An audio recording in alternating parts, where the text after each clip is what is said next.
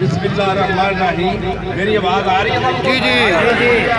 गुजारिश ये है कि मुझे 1.5 महीना हो गया यहाँ पे बतौर DSP आए हुए।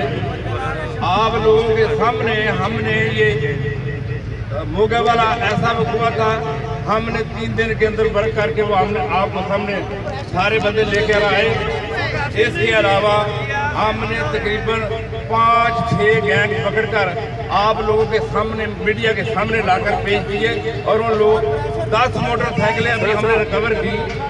ये वारदातें जो है 2 शहर वाली वारदात और ये मंडी वाली वारदात। मंडी वाली वारदात में हमने एक आदमी पकड़ लिया, बकाया की गिरफ्तारी के लिए हम कोशिश कर रहे हैं। रही बात आज की वारदात की, आज की वारदात के लिए मैंने SHO को सिर्फ 3 दिन का टाइम दिया है। आज क्योंकि वो हाईकोर्ट में थे, इस वजह से वो इस वक्त अभी मौजूद भी नहीं है। इसके लिए टीम बनाई है। 3 दिन में हमने ये बंदे पकड़कर मीडिया के हवाले सामने करने हैं।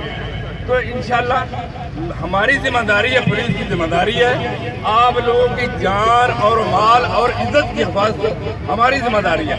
हम इंशाल्लाह इसमें शुरू होंगे, आप फिक्र ना करें, आप टाइम दें हमें थोड़ा सा, तो इंशाल्लाह हम ये भी बंदे आपके सामने ले आते हैं।